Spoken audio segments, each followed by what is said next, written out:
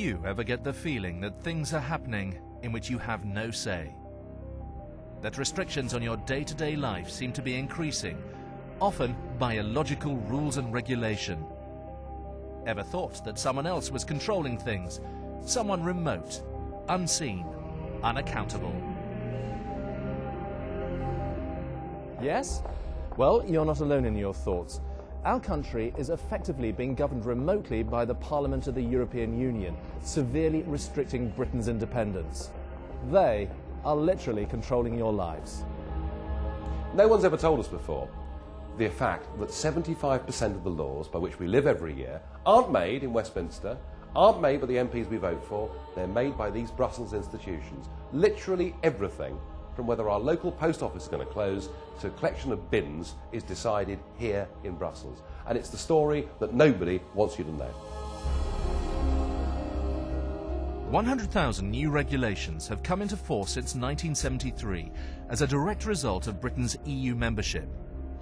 These rules cover a range of domestic issues such as immigration and asylum policy, energy policy, transport, health and safety, and VAT, to name a few.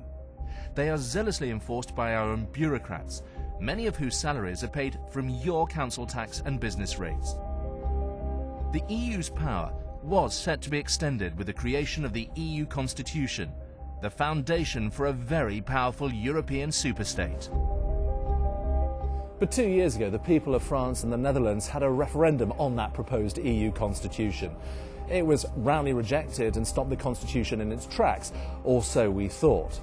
Undaunted, the EU have ignored democracy and pushed forward with an alternative. And right now, the situation has never been more urgent. We have before us what they call the Lisbon Treaty, but really it's the old EU constitution, reheated and repackaged. If it passes, it will give the European Union the ability to legislate literally over every single aspect of our lives.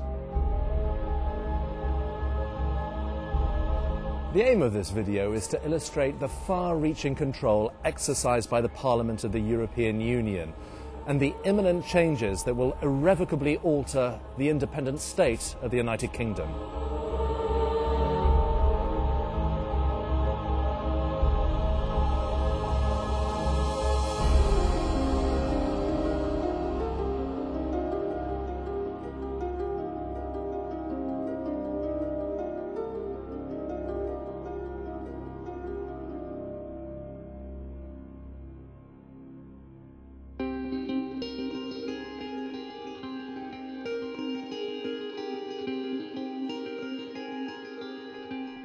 Britain is an overcrowded island, and our infrastructure is no longer coping. In the league table of top 10 economies, England is the most densely populated, even beating Japan, India and China. Our graph of population growth has received a very significant increase in the last few years, courtesy of EU Directive 2004/38, formally opening UK borders to any EU citizens to come to work, live and build their families in the UK and enjoy the benefits of a state welfare system unrivaled in the EU. On paper, this seems fair, and every other EU state is supposed to receive migrants. Yet amongst the other EU countries, the UK is at the top of yet another table, that of receiving more migrants than any other EU country, even though we're the country least able to cope with such a sudden population explosion. We're also the least able to cope with the strain imposed on housing provision, health services, transportation infrastructure. Well, the list goes on. Official figures have been repeatedly shown to be woefully inaccurate. The signs of uncontrolled population growth are already evident throughout the UK. And it's not just restricted to the cities. Have you noticed, no matter where you live, how often you're in traffic jams compared to, say, 3 years ago? Had problems getting your children into chosen schools? Seen cutbacks in local health services? It is putting a strain on services. Of course it is, because there are more people coming into the country, but there doesn't seem to be any more funding. So, of course, something's got to break somewhere. I think it is a worry. Drain on resources, much more crowded, things going up, and yeah, it's a concern. Our population is growing, and we're getting immigrants from North Europe coming in and increasing the population. And where do we put all the houses? You're getting more and more houses, nowhere to put them. Especially traffic on the roads is full. It's too much. It's definitely going to be a strain on it because there are more people in demand for it as well. Yes, you look around, we've got all our motorways. It's beginning to get like a car park everywhere in the roads. Our pollution, everything about this country now is not good news at all.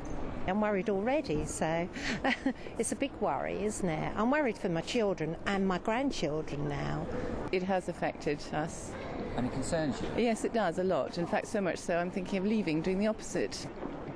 These comments are not isolated views. In a recent survey, 59% of people said that membership of the EU prevents Britain from controlling immigration. 80% of people say they want immigration controlled now. Clearly, something has to be done. But the UK government appears powerless in the face of Brussels. It is set to get worse.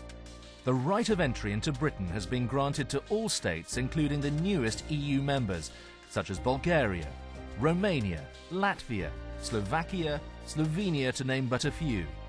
Migration from these Eastern European countries has been growing at an unprecedented rate, and Turkey, with a population of over 70 million, is waiting in the wings for acceptance into the EU.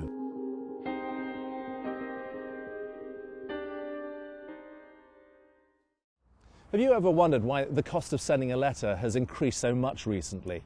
Or why you're now charged nearly 75% more for sending an A4 letter, even though it weighs no more than a standard-sized envelope? Well, we can thank EU